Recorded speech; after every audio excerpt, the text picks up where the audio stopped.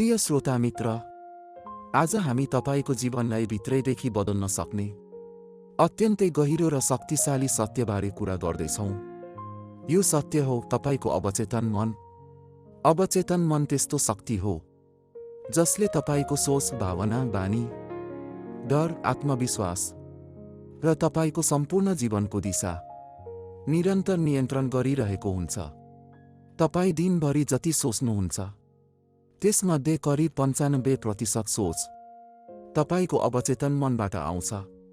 त्यसैले तपाईको जीवन तपाईले चाहेको जस्तो होइन, तपाईको अवचेतन मनले विश्वास गरेको जस्तो हुन्छ। चेतन मनले भन्छ, म सफल बन्न चाहन्छु, म बदलिन चाहन्छु, म अगाडि बढ्न चाहन्छु। तर अवचेतन मनले सोध्छ, के यो सुरक्षित छ? के यसले खतरा त ल्याउँदैन? यदि अवचेतन मन सहमत छैन भने तपाई कति नै मेहनत किन नगर्नुहोस्, कुनै न कुनै रूपमा आफ्नै मनले तपाईलाई रोकिदिन्छ। अवचेतन मन जन्मदा खाली हुन्छ।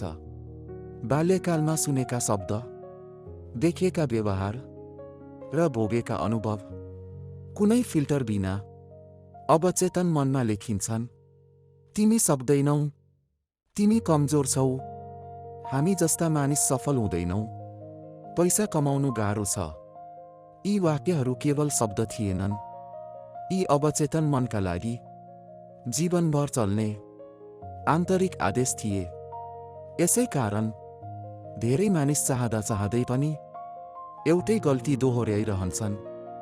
डर हटाउन सक्दैनन्, आत्मविश्वास बढाउन सक्दैनन्।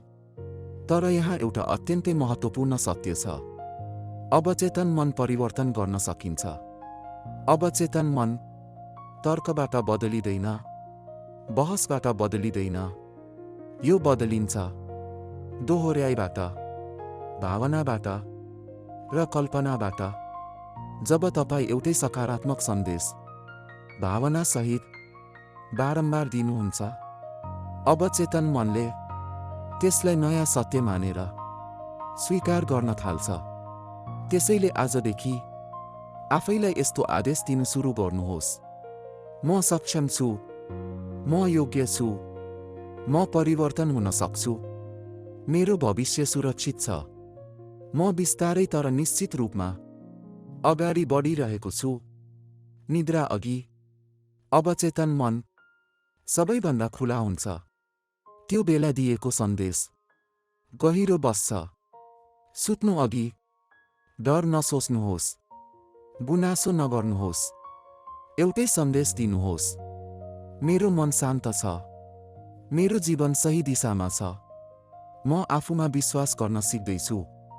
प्रिय श्रोता मित्र, तपाई कमजोर हुनुहुन्न, तपाई असफल पनि हुनुहुन्न, तपाई केवल पुरानो प्रोग्राममा चलिरहेको अत्यन्तै शक्तिशाली प्रणाली हुनुहुन्छ। आजदेखि आफ्नो अवचेतन मनलाई नयाँ निर्देशन दिन सुरु गर्नुहोस्, किनकि जब अवचेतन मन बदलिन्छ, सोच बदलिन्छ, सोच बदलिँदा जीवन आफै बदलिन्छ। धन्यवाद।